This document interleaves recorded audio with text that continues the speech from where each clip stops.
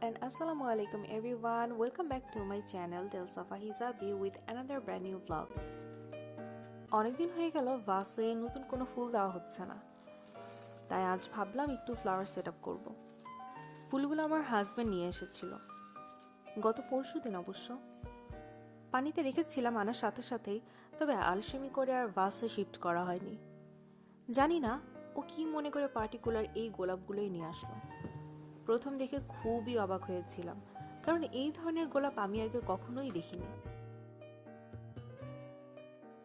আপনাদের সাথে তো শেয়ার করাই হয়নি। পাকিস্তানি ওই আপু কথা বলেছিলাম না, সে এসেছিল গতকাল বাটি ফেরত দেওয়ার জন্য। যদিও এর কোনো দরকারই ছিল না, তবে সে বাটি তো ফেরত দিলই, সাথে বাটি ভর্তি পায়েসও দিয়েছে। হাউ সুইট না। আমি কিন্তু আবার খুব মিষ্টি পছন্দ করি।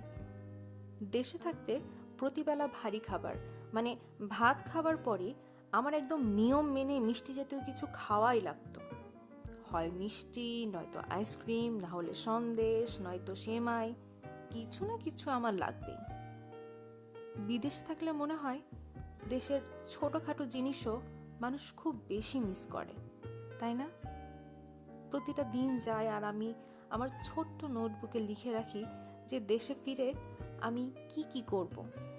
যাই হোক, নস্টালজিক হয়ে গিয়েছিলাম। বাটি ভর্তি পায়েস পেয়ে তো আমি খুশিতে গদগদ। তোমাকেও দিয়েছিলাম একটু পায়েস খেতে, কিন্তু এগুলো খাওয়ার প্রতি আর তেমন একটা মন নেই। রাতে গিয়ে দেখলাম আলু একেবারে শেষ, তাই আবার বের হতে হলো।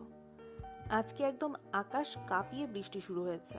তাও আবার আমি যখন বের হলাম ঠিক তখনই শুনলাম বাংলাদেশে নাকি বেশ বৃষ্টি হচ্ছে। বৃষ্টি থেকে মনে হলো আজকে একটু গরুর মাংস ভুনা করা যাক। যাই হোক, আমি এখানে সুপার শপে ঢুকে পথভ্রষ্ট হয়ে গিয়েছি, যা হয় আর কি। এক আলু নিতে গিয়ে পাউরুটি নিলাম, কফি, কুকিজ আর চকলেটের সেকশনে ছানবিন করলাম, পুমা বেবির জন্য ক্যাট ফিডস নিলাম, সাথে কফির জন্য ওট মিল্কও নিয়ে নিলাম। এইগুলো নেওয়ার পরেও আরো অন্যান্য সেকশনে হাতাহাতি করছিলাম, তবে শেষ অবধি নিজেকে সামলে নিয়ে বের হতে পেরেছি। আকাশটা আজকে কি সুন্দর, তাই না?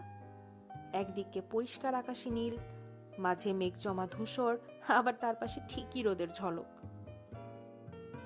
বাসায় ফিরতে ফিরতে ক্ষুধা লেগে গেল, তাই ভাবলাম মাংসটা বসিয়ে দিয়ে বিকেলে নাস্তা সেরে ফেলা যাক। মাংস ধুয়ে পরিষ্কার করে মশলা এবং পেঁয়াজ কেটে সবকিছু একেবারে আমি চুলায় চাপিয়ে দিয়ে এসেছি। এখানে স্যান্ডউইচটা আমি বানাচ্ছি চিকেন কাবাবের কয়েকটা স্লাইস আর মাত্র নিয়ে আসা পাউরুটিটা দিয়ে।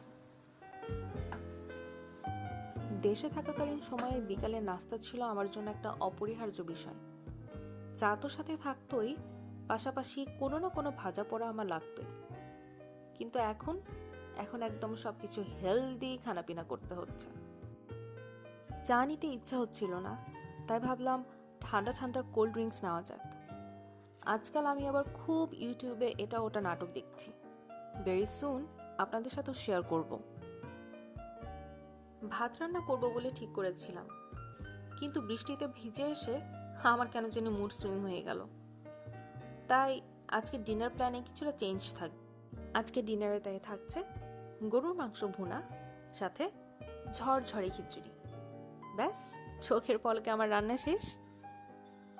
আজ এই পর্যন্তই, দেখা হচ্ছে অন্য কোনো ব্লগে। Thank you so much for watching it till the and.